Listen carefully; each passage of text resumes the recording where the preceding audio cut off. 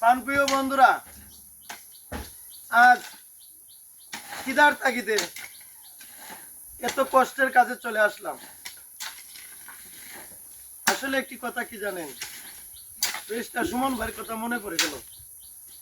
কি কথাটা? আসলে ব্যারিস্টার সুমন ভাইয়ের জন্য অনেক দুঃখ লাগে। যে লোক পরিশ্রম করে ধাপে ধাপে একবারে উচ্চ পর্যায়ে চলে গেছিল, সেই লোকটা আজকে কারাগারে বন্দি আছে। কষ্ট লাগে। বন্ধুরা, এই ভিডিওটা দেখবেন, সবাই শেয়ার করে সবাইকে দেখার সুযোগ করে দিবেন।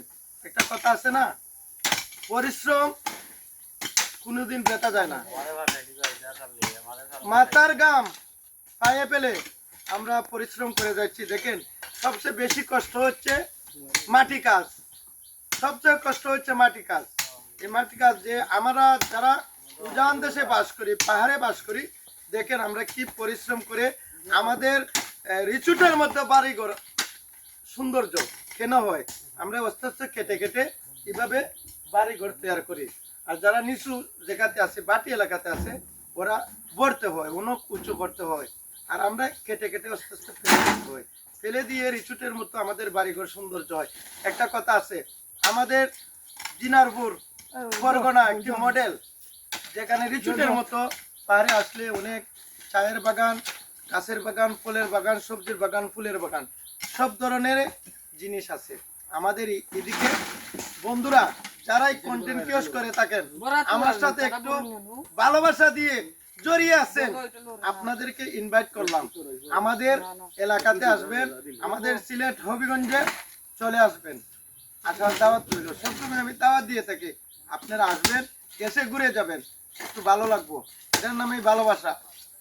আসলে যারা ভ্রমণ করে বিভিন্ন রিসোর্ট ঘুরে যায়, ঘুরা ঘুরে পরে অনেকটা জ্ঞান মেধা বাড়ে, সৌন্দর্য জিনিস দেখা যায়, মনের কষ্ট দূর হয়।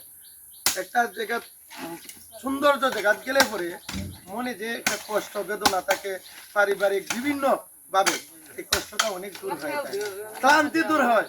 বন্ধুরা সাথে থাকবেন, ভালোবাসা দিয়ে পাশে থাকবেন। আমিও আপনাদের ভালোবাসা দিয়ে জড়িয়ে আছি, জড়িয়ে থাকবো। আমার একটা কথা আছে, সব সময় বলে থাকি যে আত্মীয় স্বজন, শুভাকাঙ্ক্ষী হিতাকাঙ্ক্ষী, বন্ধু বান্ধব যারাই আছেন, সবার ভালোবাসার মধ্যে আমি বেঁচে থাকতে চাই। আমি মুন্না এই কথাটা সব সময় বলে থাকি। যদি ভালো লাগে, আবার বলছি, ভালোবাসার মাধ্যমে আপনাদেরকে জানাচ্ছি মনের গহীন থেকে অপুরন্ত ভালোবাসার শুভেচ্ছা। আবারও এক সপ্তাহ পর্যন্ত ঈদের শুভেচ্ছা দেওয়া যায়। ঈদ মুবারক। আসসালামু আলাইকুম ওয়া রাহমাতুল্লাহি ওয়া বারাকাতুহু।